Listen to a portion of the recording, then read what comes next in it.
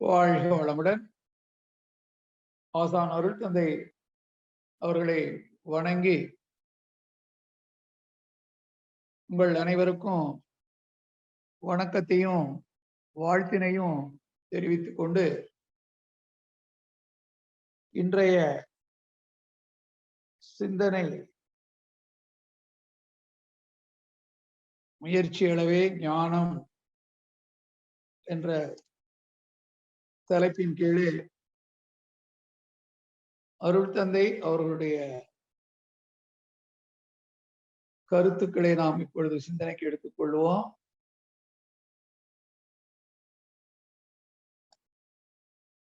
முதலிலே ஒரு தலைப்பின் கீழ் நம்ம சிந்திக்கிற பொழுது அதற்கான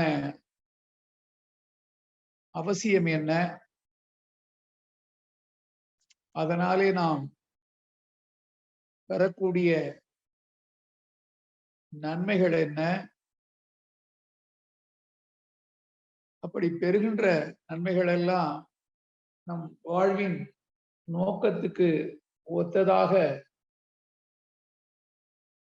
நடைமுறை வாழ்க்கைக்கு ஏற்றதாக உள்ளதா என்பதையெல்லாம் நாம முதலிலே சிந்திக்கணும். எவ்வளவு விடயங்களை நாம தெரிந்து வைத்திருந்தாலும் தெரிந்தவற்றில் எத்தனை நாம வாழ்க்கையில் நடைமுறைப்படுத்துவதற்கு சாத்தியம் இருக்கிறது. அப்படி நடைமுறைப்படுத்துவதனால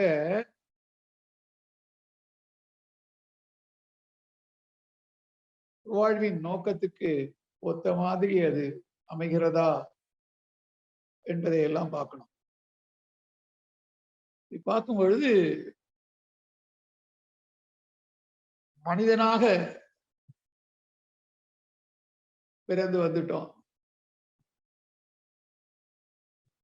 மற்ற ஐயறிவு வரைக்கும் உள்ள விலங்கினங்களுக்கும் நமக்கும் நிறைய வேறுபாடு இருக்கு.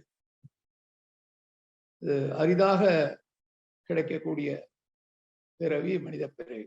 அரிது அரிது மானிடராய் பிறத்தல் அரிது. அப்போ மற்ற உயிரினங்களுக்கெல்லாம் வாழ்வின் நோக்கம் என்பது தெரியாது. அதற்கு ஒத்த முறையில் வாழவும் முடியாது. மனிதனுக்கு மட்டும்தான் வாழ்வின் நோக்கம் தெரிந்து அதற்கு ஒத்த முறையிலே வாழ்ந்து அந்த நோக்கத்திலே வெற்றியும் ஒரு நிறைவும் பெற முடியும். அந்த வகையில தெய்வத்தை நாடுவதும் தெளிந்து அறிவில் தேறுவதும் திருநிலையாம் மனிதனவன் பிறவி நோக்கம் பயனாம் என்று சாமி சொல்றாங்க. தெய்வத்தை நாடுவது தெளிந்து அறிவில் தேறுவது. என்னது தெய்வத்தை நாடுவது என்பது? தெய்வமே தான் இங்க அனைத்துக்குள்ளும் அறிவாக இருக்குது. அந்த அனைத்திலும் ஒன்றாக இந்த உலகிலே வாழ்ந்து கொண்டிருக்கிற உயிரினங்கள்ல நமக்குரிய சிறப்பு என்பது உணர்ந்து திருந்திக் கொள்வது. இன்னும் விலங்கிலிருந்து வந்தோம், அது ஏற்கனவே தெரியும் நமக்கு. இறைநிலையே பல நிலைகளிலே தன்மாற்றம் பெற்று வந்தாலும் நேரடியாக மனிதனா வரல. இறுதியாக மனிதன் வந்தது விலங்கினத்தில இருந்துதான். அப்ப விலங்கினங்கள் எல்லாமே உணர்வுக்கு உட்பட்டவைதான். அதனால அறிவின் ஆரம்ப நிலையில உருவம் மனிதனாக வந்து விட்டாலும் அதற்கு ஏற்ற அறிவு நிலை படிப்படியாகத்தான் வரும். அப்போ ஆரம்ப நிலையில உணர்ச்சி நிலையிலேயே வாழ்கின்ற காரணத்தினால இன்பம் துன்பம் என்ற இரண்டுக்குள்ளாகவே அவனுடைய ஒரு வாழ்க்கை முறை அமைக்கப்படுகிறது. அதனால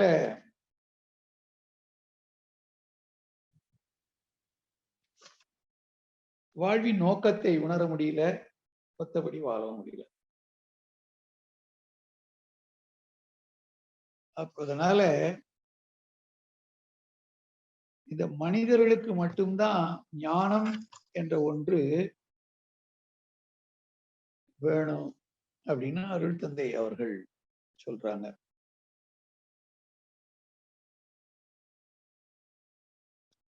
எதனால வேணும் அப்படின்னு சொன்னா, இந்த இன்பத்தையும் துன்பத்தையும் மாறி மாறி மாறி அனுபவித்துக் கொண்டே இருந்து அதிலிருந்து விடுபட்டு அந்த ஒரு நோக்கத்துக்கு ஒத்த நிலையில வாழ்வதற்கு உரிய தெளிவு வேணும். ஞானம் என்பது என்ன என்று சொல்லும் போது சாமி சொல்றாங்க, உரைநடை பகுதியில ஞானம் வாழ்வுல சொல்றாங்க, ஞானம் என்பது வாழ்க்கை விளக்கு. வாழ்க்கையை விளங்கி வாழணும், ஒத்த முறையில வாழணும்னா ஞானம். ஞானம் என்றால் அறிவின் தெளிவு என்பது பொதுவான விளக்கம். அறிவை அறிந்த தெளிவு. இதைத்தான் பக்தி மார்க்கத்தில் அவன் அருளாலே அவன் தாழ் வணங்குதல். நம்மிடமுள்ள இந்த ஒரு அறிவை கொண்டு பேரறிவை உணர்ந்து அதனோடு ஒன்றுபடுவதுதான் சமாதி நிலை, ஆதிக்கு சமமான நிலை. அதுதான் நோக்கமும் கூட. அப்போ அந்த வகையில நாம உணர்ந்து வாழணும். ஆன்மாவின் நிலை அறிந்து அதன் இயல்பு அறிந்து இனிமையான முறையில் எண்ணம், சொல், செயல் இவற்றை பயன்படுத்தி வாழ்வது ஆன்மீக வாழ்வு. ஆன்மாவுக்கு முழுமை தருவதால், இனிமை பயப்பதால் இம்முறை ஆன்மீக வாழ்வு என சிறப்பித்து கூறப்படுகின்றது. அறிவின் தெளிவிலேயே இவ்வாழ்வு அமையப் பெறுவதால் இத்தகைய வாழ்வு ஞானம் என்று வழங்கப்படுகிறது அப்படின்னு சாமி சொல்றாங்க. அப்போ அறிவின் தெளிவுதான் ஞானம். ஞானம் என்றால் மன இயக்க இயல்பறிந்து நான் என்ற இயற்கை தத்துவம் உணர்ந்து மோனம் என்ற ஒன்றாயும் மோகமாதி மூவிரண்டு குணங்களாய் பரிணாமத்தால் ஆன பொருள் அனைத்திலும் தான் அறிந்து நிற்கும் அளவாயும் அமையும் அறிவின் எல்லை கண்டு மானம், மரியாதை, உடல் ஒழுக்கம் காத்து மனிதரிடை மனிதராய் வாழ்வது யோகம் என்று சாமி சொல்றாங்க.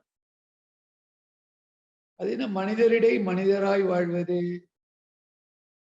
அப்படின்னு சொன்னா, இந்த ஆறாவது அறிவு ஆரம்ப நிலையில தொடங்கி அனுபவங்களால்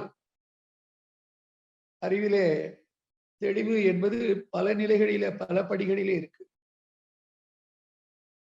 அது சாமி ஒரு கவியில சொல்றாங்க, தேவை, பழக்கம், அமைந்த சூழல் தன்மை, தெளிவடைந்து வரும் அறிவின் உயர்வுக்கு ஏற்ப நாவை, மனதை, செயலை பயன்படுத்தும் நற்பண்பின் பல படிகளில் மக்கள் உள்ளார்.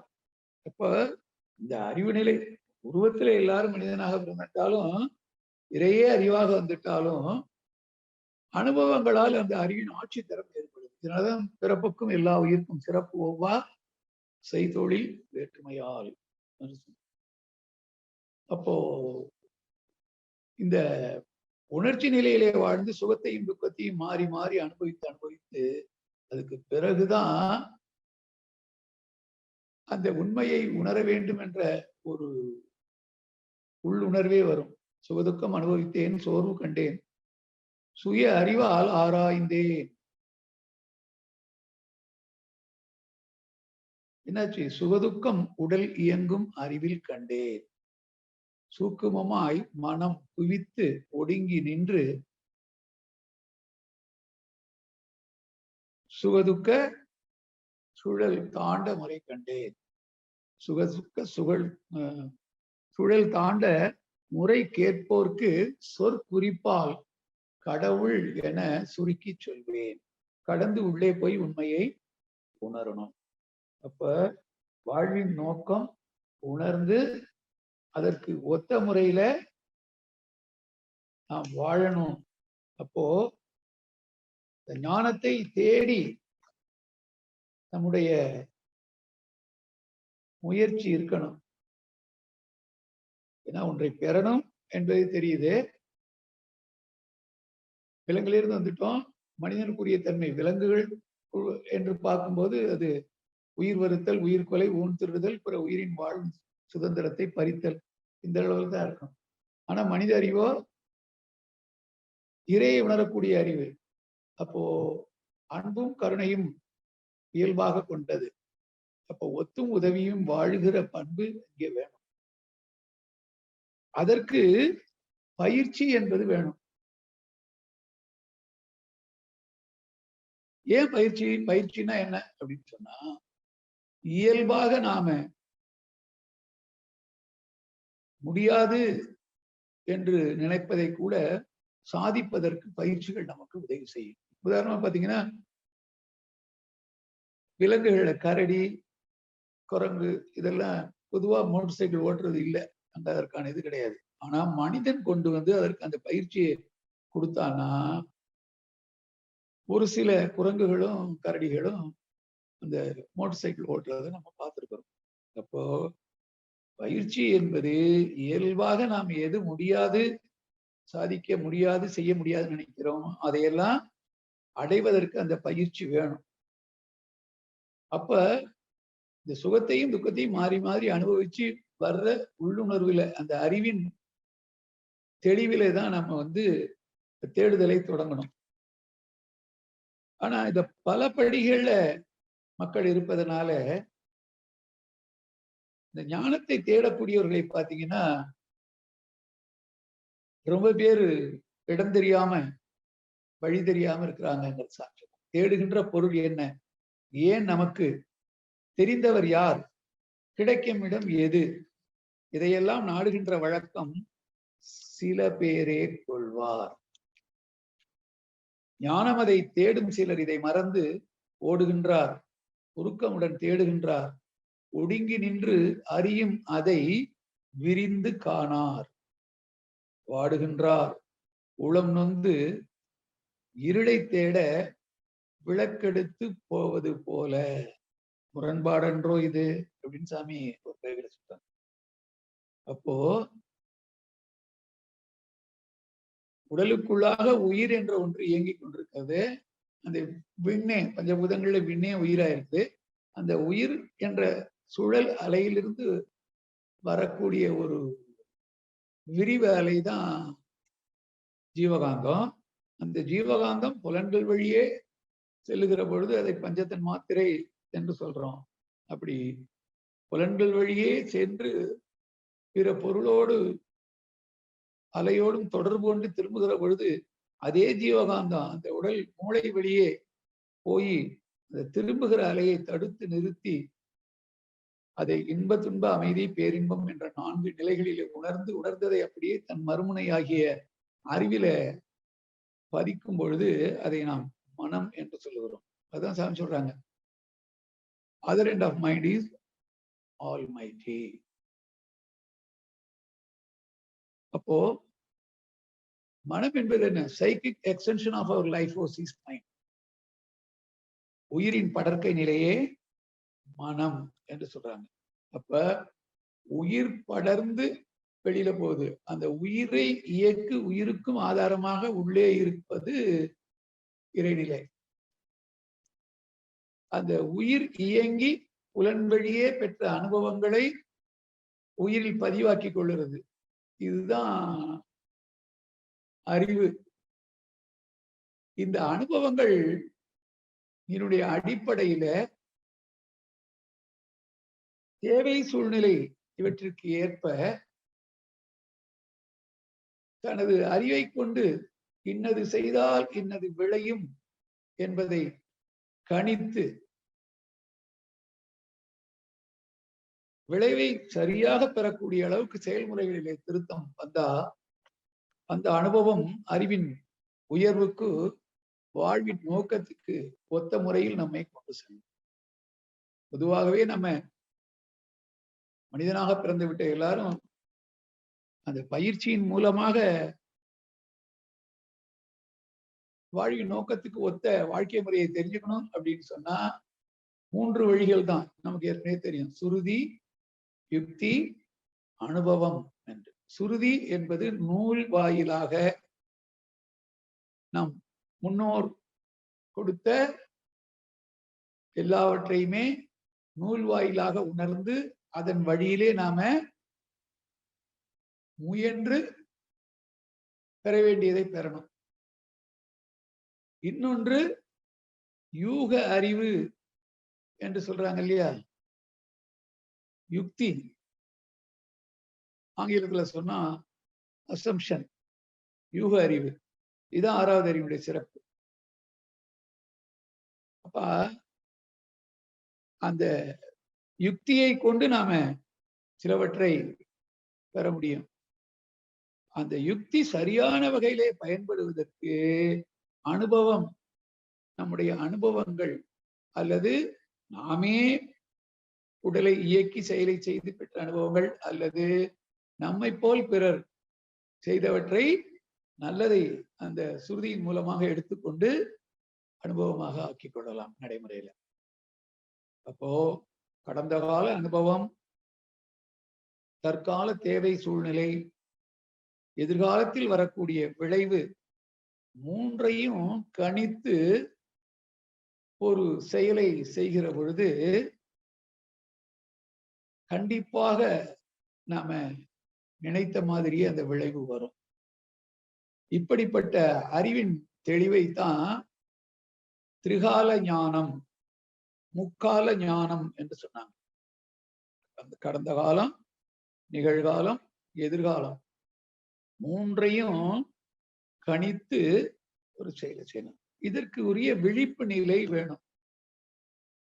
அப்போ உயிர் இயங்கி மனம் புலன்கள் வழியே செல்லுகிற போது எப்பயுமே உணர்ச்சி நிலையிலேயே தான்.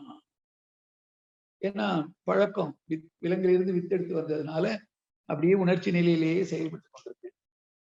அந்த உணர்ச்சி நிலை மாறணும் அப்படின்னு சொன்னா மனம் என்கிற போதே அது ஒரு அலை என்கிறப்போ அலை நீளம், அலை சுழல், வேவ் லெங்த், ஃப்ரீக்வன்சி 2 இருக்கு. இப்ப நமக்கு தெரியும் வேவ் லெங்த் நிறைய கூட கூட கூட ஃப்ரீக்வன்சி நிறைய போக போக மன அலைச்சூழல் அதிகமாக அதிகமாக அலை நீளம் குறைந்து போகும். அந்த மனதின் விரிந்த தன்மை இருக்காது, குறுகிய ஒரு நிலையில தான் இருக்கும். அப்போ அந்த அலைச்சூழலை குறைக்கணும் அப்படின்னு சொன்னா உணர்ச்சி நிலையிலிருந்து அமைதி நிலைக்கு நாம வரணும். அப்ப நம்ம தொடங்கியது அந்த ஆதி நிலையில, பிரிமாடியல் ஸ்டேட் என்று சொல்லுவாங்க இல்லையா, ஆதி நிலை. அதுல இருந்துதான் வந்தோம். அது எப்படி இருக்கு? இச்சையின்றி தேவையின்றி இருளாய் மௌனமாய், இச்சையின்றி தேவையின்றி இயக்கமின்றி இருளாய் மௌனமாய் இருப்பதுவே ஈசன் நிலை. ஆதியனும் பரம்பொருள் மெய். அது எழுச்சி பெற்றுதான் அணு என்ற உயிராகி அப்புறம் எல்லாமே. அப்ப அந்த நிலைக்கு போகணும் அப்படின்னா அந்த நிலையை முதலிலே மனம் உணரணும்னு சொன்னா புலன்கள் வழியே புறப்பொருளோடு தொடர்பு கொண்டிருக்கிற போது அது உணர முடியாது, உணர்ச்சி நிலையில தான் இருக்கும். அப்ப அதை உள்நோக்கி திருப்பணும். திரும்பி உள்ள வர வர வர வர மெல்ல மெல்ல அது அலைச்சூழல் குறைந்து கொண்டே போய் விரிந்த நிலையில அந்த இறையோடு இணையும். அப்போ வெளியில விரித்து பெறுகின்ற அனுபவங்கள், அந்த அனுபவங்கள் தான் அறிவின் ஆட்சித்தரமா இருக்கு. அந்த அனுபவங்கள் நல்ல விதமாக இருக்கணும் அப்படின்னு சொன்னா, பெற்ற அனுபவங்களை நாம் ஆராய்ச்சிக்கு எடுத்துக்கணும். ஒன்றி ஓர் புள்ளியாய் இரு. உள்ள போய் இறைநிலையோடு அந்த 1 to 3 இருக்கணும். ஒன்றி ஓர் புள்ளியாய் இரு, அன்றி விரிந்திடில் ஆராய்ச்சியோடு இரு என்று சாமி சொல்றாங்க. இது 2 வழிதான் இருக்கு. அப்போ இதை ஏட்டிலே பார்த்து கத்துக்க என்ன ஆகுது அப்படின்னு சொன்னா, அந்த சுருதியின் மூலமாக சரியான, ஏன்னா எழுதி இன்னைக்கு நமக்கே தெரியும், வாட்ஸ்அப்ல பாக்குறோம் எத்தனை மாதிரி செய்திகள், யூடியூப் வந்தோன்னா எத்தனை வருது, அத்தனையும் நம்ம எடுத்துக்கொண்டு ஆராய்ச்சிக்கு பார்த்தோம்னா பல விஷயங்கள் அறிவுக்கு ஒத்ததாக இல்லை, அறிவுக்கு புறம்பா இருக்குது. அது மாதிரி ஆரம்ப காலங்கள்ல ஒரு செவி வழி செய்தியாக வந்ததை அப்படியே மாத்தி மாத்தி மாத்தி மாத்தி கொண்டு வந்து எழுதி வைக்கிற போது அதுலயும் தவறுகள் வருவதற்கு வாய்ப்பு இருக்கு. அதனால அந்த மாதிரி எல்லாம் அந்த தேடுறவங்க எதை தேடுறோம்னு தெரியாம போய் அந்த இருளான ஒன்றை தேடுவதற்கு வெளியில புலன்கள் வழியா போய் தேடிக்கிட்டு இருக்கிறாங்க. இது முரண்பாடு அப்படின்னு சொல்லி சாமி சொல்றாங்க. அப்போ அந்த உள்நோக்கி, அதுலதான் சொற்குறிப்பால் கடவுள் என சுருக்கி சொல்வேன். அப்ப அந்த நிலையை அடையணும்னா அதுக்குரிய பயிற்சி முறையில முதலிலே நமக்கு ஒரு தெளிவான வழிமுறை கிடைக்கணும். அது நம்முடைய முன்னோர்களுடைய நல்வினை பயனால். ஏன்னா தவமும் தவமுடையாக்கே. அப்போ தந்தைதாய் ஈருயிரும் ஒன்று சேர்ந்து தழைத்து ஒரு உடலாகி உலகில் வந்தேன். அந்த ஈருயிர் வினைகள் அறமோ மற்றோ அழித்த பதிவுகள் எல்லாம் என் சொத்தாச்சு. இந்த அரும் பிறவிதனில் முன்வினை அறுத்து எல்லையிலா மெய்ப்பொருளை அடைவதற்கு வந்த ஒரு உதவி குரு உயிரின் சேர்க்கை. அப்போ அந்த குருவின் தொடர்பு தான் உன்னையோ கடவுளையோ கடந்து உள்ளே சென்று உணரக்கூடியதுனால அது கடவுள். அந்த கடவுள் என்பதே வினை சொல்லுதான். ஆனா அந்த வினை சொல்லை இப்போ பெயர் சொல்லாக மாற்றி தேடிக்கிட்டு இருக்கோம். அதையும் ஒரு பாட்டு சொல்றாங்க, கடவுள் என்று சொல்லிவிட்டான் கருவறிந்தோன், கருத்தறியான் ஊன்றி அதை காணவில்லை. கடவுள் என்ற சொற்குறிப்பை மாற்றி கண்டறிந்த நிலைக்கே, வெளியில பாக்குறானே கண்டறிந்த நிலைக்கே அப்பெயரை கொண்டான். கடவுள் என்ற இரு சொல்லை ஒன்றாய் கூட்டி கடவுள் என்று சொல்லி சொல்லி வழக்கமாச்சு. கடவுள் என மனிதன் ஓர் குறிப்பை தந்தான், கடவுள் எங்கே என்று பலர் தேடுகின்றார். இதுதான் சொல்றார், வானுக்குள் ஈசனை தேடும் அறிவிலிகாள், தேனுக்குள் இன்பம் சிவப்போ கருப்போ. தேனுக்குள் இன்பம் செறிந்திருந்தாற் போல் ஊனுக்குள் ஈசன் ஒளிந்திருக்கானே. உள்ளத்தின் உள்ளே உள பல தீர்த்தங்கள் மெல்ல குடைந்து நீராட அல்லாதார் பள்ளமும் மேடும் பறந்து திரிவரே கள்ள மனமுடை கல்வி இல்லாதாரே. அப்ப அருட்கல்வி இல்லை, நம்ம என்ன படிச்சிருந்தாலும் இந்த அருட்கல்வி இல்லாததுனால இருக்கும் இடத்தை விட்டு, கனகதாசன் சொல்ல இல்லாத இடம் தேடி எங்கெங்கயோ ஓடிக்கிட்டு இருக்கிறோம். அப்ப அந்த நிலை மாறணும் அப்படின்னு சொன்னா வந்த ஒரு உதவி குரு உயிரின் சேர்க்கை. அப்ப அந்த சுகத்தையும் துக்கத்தையும் அனுபவித்து அனுபவித்து இதிலிருந்து மீண்டும் வெளியில போகணும், அதற்கு ஒரு அறிவுநிலை மேம்பாடு வரணும், அதற்கு தக்க உதவி கிடைக்கணும் என்ற ஒரு எண்ணம் எப்ப நமக்குள்ளே வருகிறதோ, அந்த தேடுதல் அது வந்த உடனே குரு வந்து நம்மை தடுத்து ஆட்கொள்ளுகிறார். ஏன்னா குரு சாட்சாத் பரபிரம்மம். நாம் ஓரடி எடுத்து வைத்தால் இறைவன் நம்மை நோக்கி 10 அடி இறங்கி வருவான்னு சொல்லிட்டாங்க. அந்த வகையில இந்த தேடுதல் உன்னையோ கடவுளையோ அறியவென்றால் ஒரு குறுக்கு வழி உண்டு. உள்ளுணர்ந்து தன்னை அறிந்து அந்நிலையில் நிலைத்து வாழும் தனி கருணை வடிவான குருவை அடைந்தால் அன்னை வயிற்றடைந்து உடலாய் உருவாய் வந்த ஆதி கருவை உந்தன் புருவத்திடை நிறுத்த பின்னே சில நாள் இங்கே நிலைத்திருக்க வேதமற்ற உந்தன் நிலையே கடவுளாய் மாறும். கடந்து உள்ளே சென்று உணரக்கூடிய நிலைக்கு அறிவு மேம்பாடு என்பது வரும். அதை விட்டுட்டு இடம் தெரியாம போய் கேட்டீங்களே கதைத்து விட்ட ஞானம் பெற்று ஏக்கமுற்று அதை அடையும் எண்ணம் கொண்டு போட்ட இடங்களில் பொருளை தேடும் பொது அறிவை கூட விட்டுவிட்டு நாட்டில் உள்ள அனுபவப் பொருள்களின் மீது நாடி நிற்கும் அறிவை பண்படுத்த வேண்டி காட்டினிலே போய் இருந்து கொண்டு காய் கிழங்கு கனிவுகளை திட்டு காலத்தை கழிப்பதனால் பயன்தான் என்ன? ஒன்றும் கிடையாது. நன்றாய் பத்மாசனத்தில் அமர்ந்து நாள் போக தூங்கிவிட பழகி கொண்டு அன்றாட தேவைக்கு காய் கனி கிழங்கு வகைகளை ஆகாரமாய் உண்டு என்றேனும் எவரேனும் கேள்வி கேட்க இடமின்றி மௌனம் என்று இருந்தீர் போதும் இன்றேனும் எழுந்து வாரும் ஈசன் நிலையை உமக்கு எளிதாக உணர்த்துகிறோம் என்று அப்படி குரு நம்மை தேடி வந்து நம்மை தடுத்து ஆட்கொள்ளுகிறார்.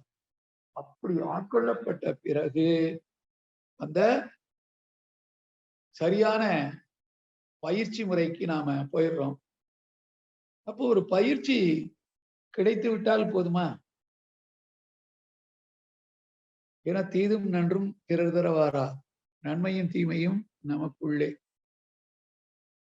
எல்லாமே அவனவன் செயல்தான், அவன் செயல் இல்லை, அவனவன் செயல். அப்படி பார்க்கும் பொழுது அந்த பயிற்சி என்பதை அது தொடர்ந்து நாம முயற்சி என்பதை கொண்டு அதை முழுமைப்படுத்த முடியும். ஏன்னா ஒரு பயிற்சி கிடைச்சிட்டா பத்தாது, அந்த பயிற்சியை நம்முடைய முயற்சியால் தான் நாம தொடர்ந்து செய்யணும். ஏன்னா சாதகம் என்ற ஒன்று இருந்தாதான் சாதனை என்ற ஒன்று கிடைக்கும். அப்போ வாழ்வின் நோக்கத்திலே வெற்றி பெறுவது நம்முடைய சாதனை என்றால் அதற்குரிய பயிற்சி முறையை நம்ம உள்ளுணர்வாக நம்ம முன்னோர்கள் செய்த தவத்தின் பயனாக நாம தக்க ஒரு குருவால் தடுத்து ஆட்கொள்ளப்பட்டு அந்த பயிற்சி முறையை பெற்றுவிட்டோம். அதை தக்க வைத்துக் கொள்ளணும்னா தொடர்ந்து நம்முடைய முயற்சி என்பது தொடர்ந்து இருக்கணும். அப்படி முயற்சி இருந்தால்தான் தொடர்ச்சியாக நாம் அதை செய்ய முடியும். தொடர்ச்சியாக செய்கிற போதுதான் அதில் நாம் தேர்ச்சி பெற முடியும். அப்போ பயிற்சி, முயற்சி, தொடர்ச்சி, தேர்ச்சி.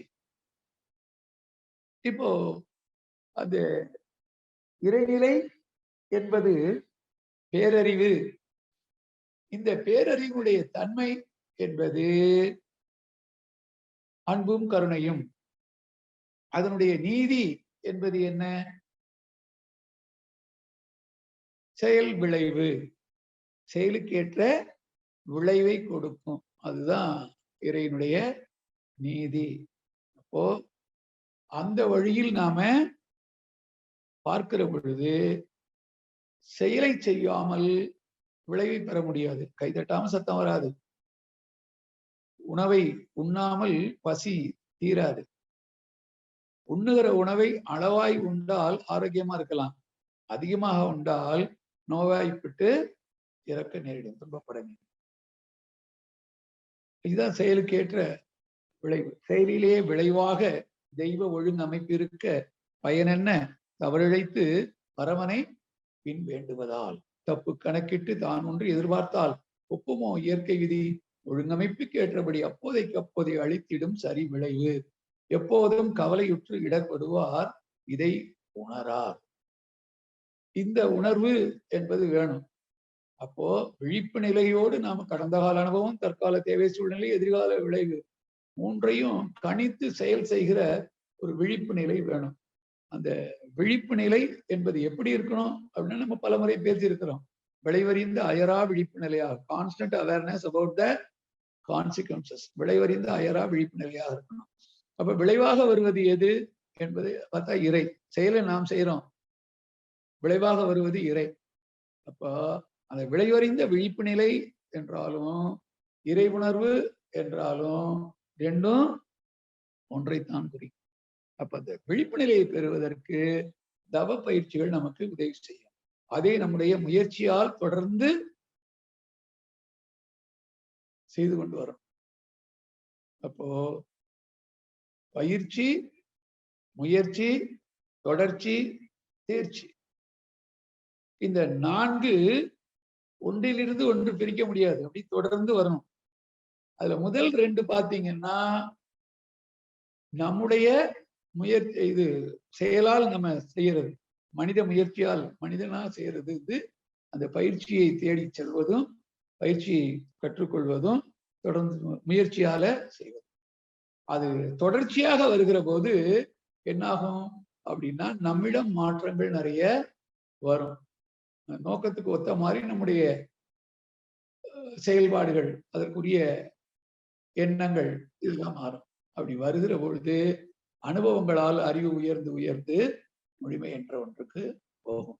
நம்ம ஏற்கனவே பார்த்துட்டோம், மனிதனுக்கு மட்டும்தான் அந்த அறிவிலே முழுமை பெறுகிற ஒரு வாய்ப்பு இருக்கு, மற்ற உயிரினங்களுக்கு எல்லாம் கிடையாது. ஏன்னா இவன் தான் ஒரு அனுபவத்தை கொண்டு, ஒரு அனுபவத்தால் ஒரு தேவையை ஒட்டி ஒரு செயலை செய்யறான், செயலுடைய விளைவை அனுபவம் பண்றான், அனுபவம் பண்றதை அனுபவமா பெற்றுக்கொண்டு அந்த அனுபவத்தின் மேல் ஆராய்ச்சி செய்து ஆராய்ச்சியின் பலனாக தெளிவு பெற்று ஒரு முடிவையும் எடுக்கக்கூடிய ஆற்றல் மிக்கவன்.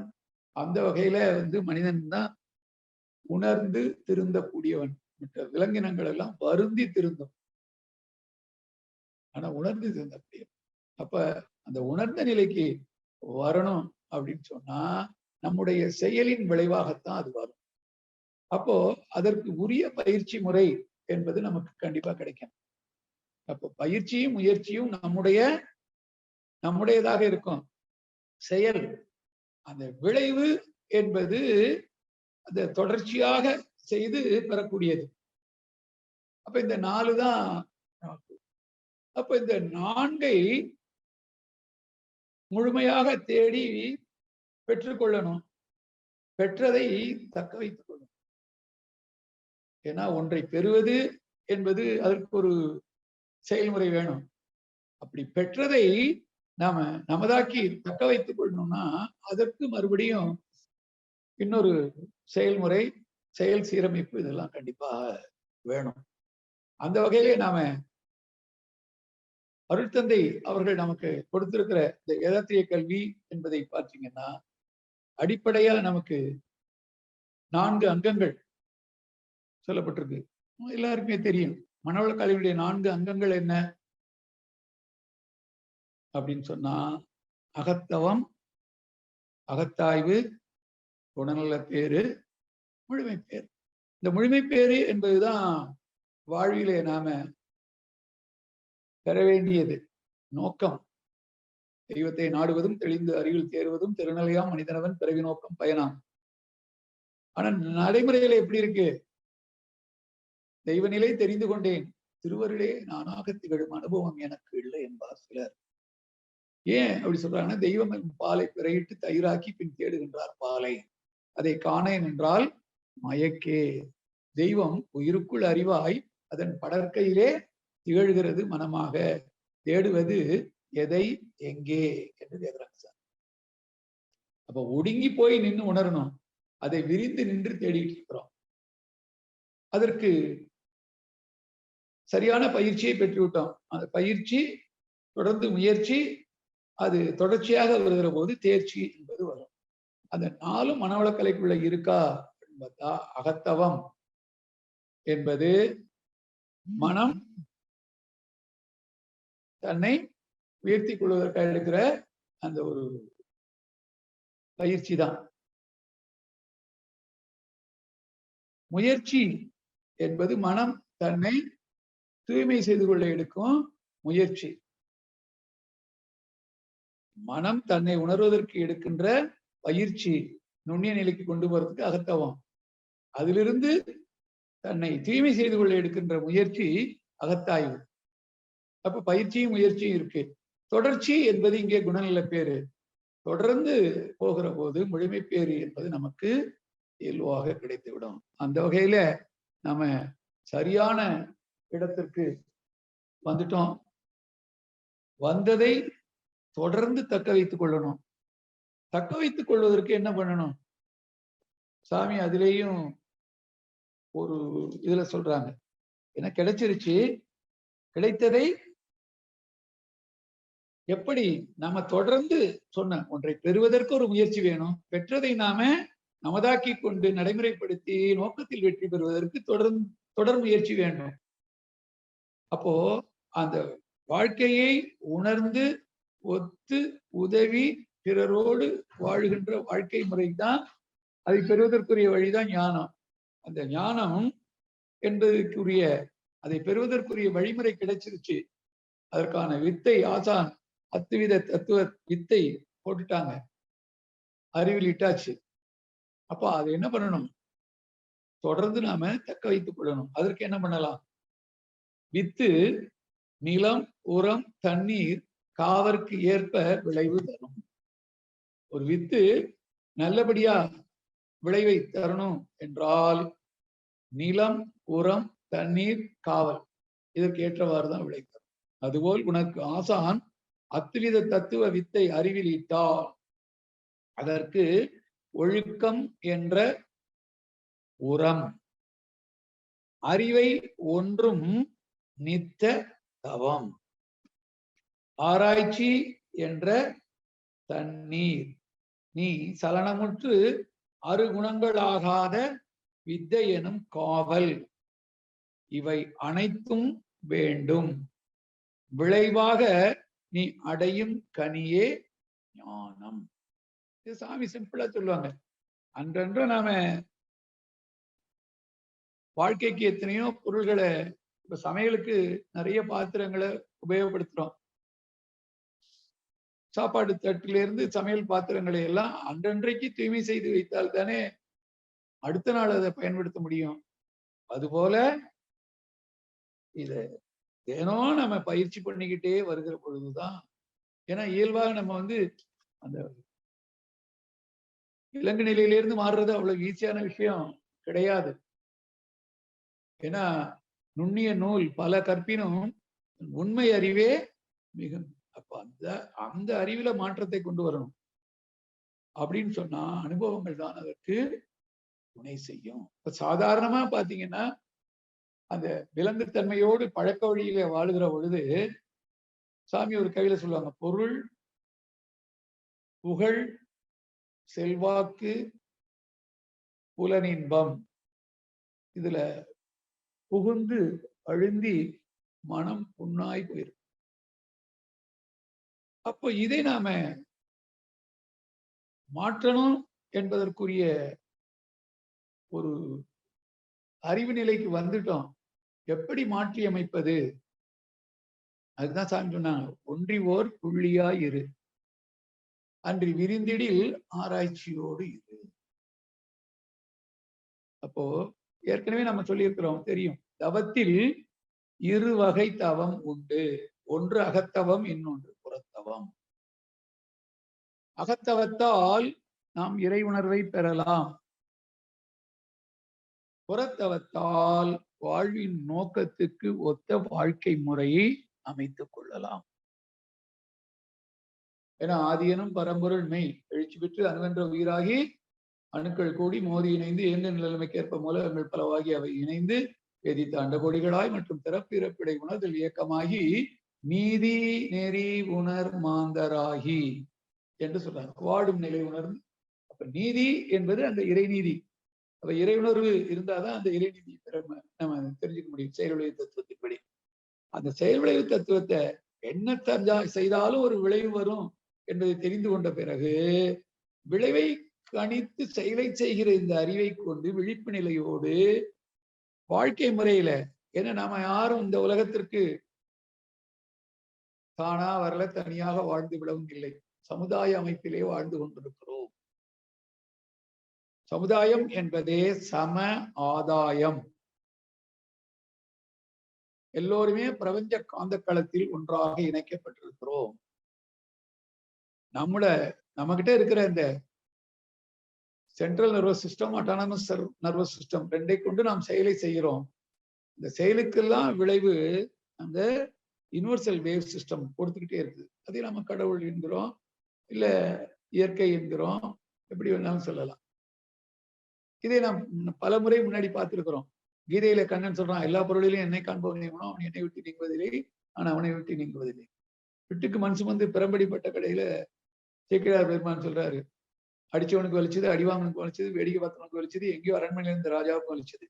ஆங்கிலத்துல ஒரு பழமொழி இருக்கு, we cannot pluck a flower without disturbing a distant star. வான்மண்டலத்தில் இருக்கிற ஒரு நட்சத்திரத்தை அசைக்காமல் ஒரு சிறு பூவை கூட நம்மால் பறிக்க முடியாது. ஏன் என்னை கண்ணால் பார் மலரே மலராய் எனது அமைப்பு உணர அணு கூட்டே முன்னும் பரமே அணுவாச்சு மூலம் சிவமாம் பிரம்மம் அதே. அப்ப அந்த ஆதி நிலையே தான் அனைத்துமாய் இருக்கு. இந்த நிலையை உணர்கிற பொழுதுதான் ஒத்தும் உதவியும் வாழுகிற பண்பு நமக்குள் வரும். அந்த ஒத்தும் உதவியும் வாழுகிற பண்பு தான் அன்பும் கருணையும். அந்த ரெண்டும் தான் அறிவின் உயர்ந்த நிலை. அறிவின் உயர்நிலையில் அன்பும் கருணையுமாய் நெறியில் சிறந்த போது நீங்காத இன்ப ஊற்றாய் இறைவனை கண்டு கொண்டேன் சொல்றாங்க. நாம் இறைவனாகணும், அதுதான் நோக்கம். அப்போ அறிவின் உயர்நிலைக்கு போகணும், அப்பதான் முழுமை வர முடியும். அப்ப அந்த அறிவின் உயர்நிலையில் இறைவன் எப்படி இருக்கான அன்பும் கருணையுமாய் அறநெறியில் சிறந்து வாழ கற்றுக்கொள்ளுகிற போது நீங்காத இன்ப ஊற்றாய், இன்ப ஊற்றாய் நிறைந்த இறைவா, அன்பும் கருணையுமாய் அனைத்து உயிர்களோடும் இன்ப ஊற்றாய் நிறைந்த இறைவா. அப்போ அந்த உணர்ச்சி நிலையிலே இருக்கிற பொழுது பொருள், புகழ், செல்வாக்கு, புலனின்பம் இந்த நான்கிலிருந்து மீள முடியாம தவிக்கிறோம். அதை சிறிது மாற்றி அமைத்துக் கொண்டால், சிறிது ஆராய்ச்சியோடு அதை மாற்றி அமைத்துக் கொள்ள நாம அந்த உணர்வில் பெற்ற அதுவே மெய்யுணர்வுக்குரிய பலன்களாக நமக்கு மாற்றத்தை கொடுத்துட்டோம். இத சாமி ஒரு இதுல சொல்றாங்க. அதுதான் ஒன்றி புள்ளியா இருக்கணும். அப்படியே இருந்தா அது ஒண்ணுக்கும் பிரயோஜனப்படாது. கண்ணை மூடிட்டு பேசாம உட்கார்ந்தா நம்ம கடமைகளை எல்லாம் செய்ய முடியாது, வாழ்வின் நோக்கத்துல வெற்றி பெற முடியாது. அப்படி வெற்றி பெறணும்னு சொன்னா இயக்கத்துக்கு வரணும். அன்று இயங்கிடில் ஆராய்ச்சியோடு இரு. அந்த ஆராய்ச்சி பழக்க நிலையிலிருந்து விளக்க வழியில் வாழணும். அந்த உணர்வில் இருந்து மெய் உணர்வுக்கு வரணும். அப்படி தவம் தற்சோதனையை தொடர்ந்து செய்கிற பொழுது இந்த 4 இருக்கு. பொருள் சாமி சொல்றாங்க, உடலில் அந்த ஒரு சமுதாய அமைப்புல நம்ம இருக்கிறதுனால பட்ட கடனை திருப்பி கொடுத்து கொண்டே இருக்கணும். அதனால ஏதாவது நாம உடல்ல அந்த உயிர் அதற்குரிய வலிமை இருக்கிற வரைக்கும் நம் அறிவை கொண்டு நாம் கற்றதை மற்றவர்களுக்கு கொடுத்து கொண்டே இருக்கணும். அதற்கு நாம தொழில் செய்து கொண்டே இருக்கணும், வேலை செய்துகிட்டே இருக்கணும், பொருள் வந்து கொண்டே இருக்கும். இப்ப அத ஐயுணர்விலிருந்து பார்க்கிற பொழுது இன்னும் இன்னும் இன்னும் இன்னும் போயிட்டே இருக்கும். ஏன் அப்படின்னு சொன்னா சாமி சொல்லுவாங்க, இறை உணர்வதற்காக எழுந்த அறிவு அது தடைப்பட்டு பொருள்ங்கிறப்ப காலதூர பருமன் வேகம் என்ற 4 கணக்கீடு உள்ள மாட்டிக்குது. அப்ப எல்லை இல்லாத ஒன்றை நோக்கி போயிட்டு இருந்த அறிவை எல்லைக்கு உட்பட்ட சின்ன சின்ன விஷயங்கள்ல மாற்றும் போது அதை மீறி மீறி இன்னும் போயிட்டே இருக்கு. அதனாலதான் எதுலையுமே நிறைவு இல்லாம பணம்னா இன்னும் மேல இன்னும் மேல இன்னும் மேல. அப்ப அந்த நிலை மாறணும்னு சொன்னா அந்த ஐயுணர்வுல இருந்து மெய்யுணருக்கு மாறி வரும்போது அதே பொருள் வரும். ஆனால் எனக்கு என்ன தேவை வாழ்நாள் முழுக்க என்பதை உணர்ந்து அதை போக மித்ததையெல்லாம் பிறருக்கு கொடுக்கக்கூடிய ஈகை செய்யக்கூடிய ஒரு பண்பு இயல்பாக நமக்கு வந்துடும். அடுத்தது புகழ். இப்படி மற்றவர்களுக்கு உடலால் பொருளால் அறிவால் உதவி உதவி உதவி உதவி அந்த பயனால் பெற்ற பயனால் நன்மை அடைந்தவர்கள் எல்லாம் ஒரு நம் மேல ஒரு நன்மதிப்பை ஒரு வாழ்த்தை கொண்டு வர்றாங்க இல்லையா, அதுதான் உயர் புகழ். அப்படி அந்த புகழை பெறுகிற போது இயல்பாக ஒரு நம்முடைய அந்த சமுதாய அமைப்புல நம்முடைய நிலை உயர்ந்து கொண்டே ஒரு செல்வாக்குன்னு சொல்லக்கூடிய அந்த ஒரு நிலை வந்துருது இல்லையா? எல்லா வகையிலையும் அதுவும் கிடைச்சது நிறைவா இருக்கு. அடுத்தது புலன் இன்பங்களிலே அளவுமுறை என்பது இயல்பாக நமக்கு வந்துருது. அப்போ ஐயுணர்வில பொருள், புகழ், செல்வாக்கு, புலனின்பம் இவற்றில் மாட்டிக்கொண்டிருந்த அந்த அறிவை மேம்படுத்தி மெய்யுணர்வுக்கு ஆராய்ச்சியோடு இருந்து மெய்யுணர்வுக்கு கொண்டு வந்துட்டா அதுவே நாளைக்கு சாமி சொல்றாங்க இல்லையா? ஏன்னா இந்த மானம், மரியாதை, உடல் ஒழுக்கம் இவை காத்து மனிதரிடை மனிதராய் வாழ்வது யோகம் சொன்னாங்க. அப்போ அந்த உடலுடைய மகத்துவம் தெரியணும்.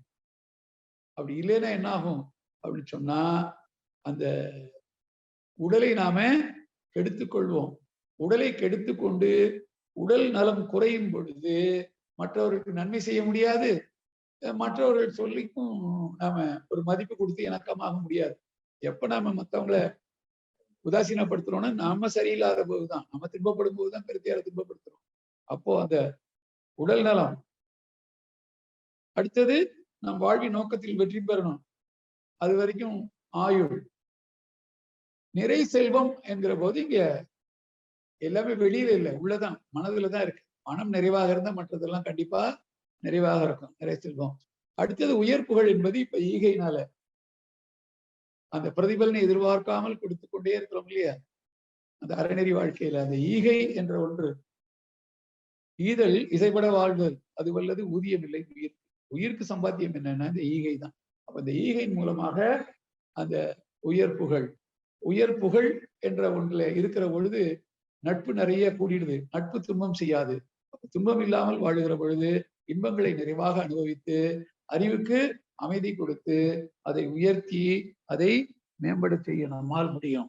வாழ்வின் நோக்கத்துக்கு ஒத்த முறையில இந்த ஐயுணர்வை மெய்யுணர்வாக மாற்றி சாமி சொன்ன அத்தனை வளங்களையும் பெற்று வாழ்வாங்கு வாழ முடியும். அதற்குரிய பயிற்சி, முயற்சி, தொடர்ச்சி, சாதனை என்பதுதான் மனவளக்கலையின் 4 அங்கங்களாக நமக்கு கொடுக்கப்பட்டிருக்கிறது என்பதை உணர்ந்து தொடர்ந்து அந்த விழிப்பு நிலையோடு நாம பயிற்சிகளை முறையாக செய்து பிறரோடு ஒத்தும் உதவியும் வாழுகிற பொழுது வாழ்வின் நோக்கத்துக்கு ஒத்த முறையில் வாழ்ந்து அந்த வானுரையும் தெய்வத்துள் வைக்கப்படக்கூடிய அந்த ஒரு தெய்வ நிலைக்கு நாம் உயர முடியும்.